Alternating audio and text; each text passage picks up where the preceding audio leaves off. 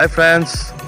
আজি এই ভিডিঅ'টিত দুটামান ক্লিপ দেখুৱাব ইচ্ছা কৰিছোঁ মই আৰু ক্লিপ কেইটা হৈছে কাশ্মীৰৰ জম্মু আৰু কাশ্মীৰৰ ওচৰৰ পত্নীটপ বুলি এটুকুৰা ঠাইৰ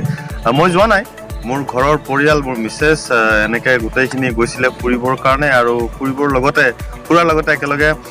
তাতে সন্তোষী মাতাৰ মন্দিৰো আছিলে দৰ্শন কৰিছিলে গতিকে গোটেইখিনিয়ে মই দেখাম কিন্তু আজিৰ এই ভিডিঅ' কেইটাত মই অকণমান ক্লিপ দেখুৱাব বিচাৰিছোঁ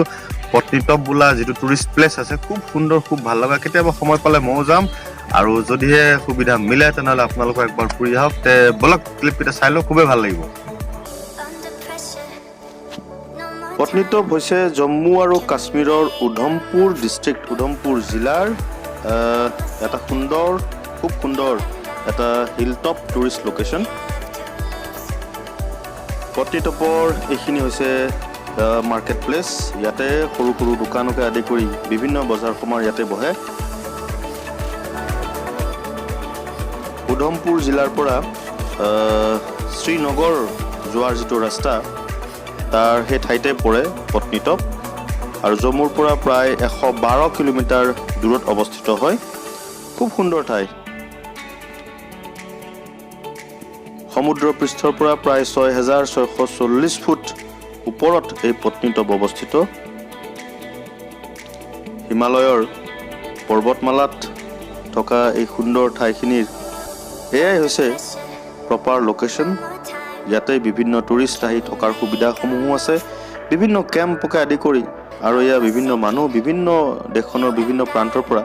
অকল ভাৰতৰে বুলি নহয় বিভিন্ন দেশৰ পৰা ইয়াত টুৰিষ্টৰ আগমন হয় ইয়াত থকাৰ কাৰণে ইয়াত এৰাতি দুৰাতিকে আদি কৰি বিভিন্ন সময় অতিবাহিত কৰি এওঁলোকে ইয়াতে পত্নীটপৰ এটুকুৰা ঠাই মনোমোহা ঠাই জম্মু আৰু কাশ্মীৰক এনেই স্বৰ্গ বুলিয়ে কোৱা যায় স্বৰ্গ বুলিয়ে কোৱা যায় গতিকে সেই স্বৰ্গৰ অনুভৱ তেওঁলোকে অনুভৱ কৰে আৰু এতিয়া বৰ্তমান যদিও বৰফ পৰা নাই এইখিনি সময়ত কিন্তু এটা নিৰ্দিষ্ট সময়ত বছৰটিৰ বৰফ ইয়াত পৰে বুলি জনা গৈছে আৰু ইয়াৰ বিভিন্ন মানুহৰ সমাগম গতিকে এয়া পত্নীটপ আৰু সেয়া দূৰত অকণমান দেখুওৱা গৈছে চাৰিওফালে মানুহৰে সমাগম ঘটিছে